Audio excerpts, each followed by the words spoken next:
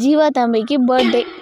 என் team பசங்க 2 பேர் வந்து என் செப்பல் பிச்சுச்சின்னு பார்த்துன்னு இருந்தாங்க. அப்போ தான் குடுகுடுன்னு ஓடி வந்து ஜீவாவுக்கு பர்த்டே கேக் வெட்டலாமா அப்படின்னு அபிதா கத்துறாங்க. கேக்கு வாங்கிறதுக்காக வண்டி எடுத்துகிட்டு வேகமாக கிளம்பிட்டாங்க கேக்கு வாங்கிறதுக்கு. அதுவும் என்ன கேக்குன்னு பார்க்குறீங்களா? இதுதான் சாணி பிளாக் ஃபாரஸ்ட் கேக் கடைக்கு வந்தாச்சு. கேக்லாம் எப்படிங்க? இதுதான் black forest 1, black forest 2, black forest 3. என்ன யோசிக்கிறீங்க? சுத்தமான மாட்டு சாணியில் பியூராக செஞ்சதுங்க அப்படின்னு சொல்கிறாங்க கடைக்காரர். எனக்கு எது வாங்குறதுனே தெரிலங்க, குழப்பின்னு இருந்தேன். கடைசியில் இதே கொடுத்துருங்க. இந்த கேக்கு வாங்கினா கூட ஒருத்தர் அனுப்புவாங்களாம்.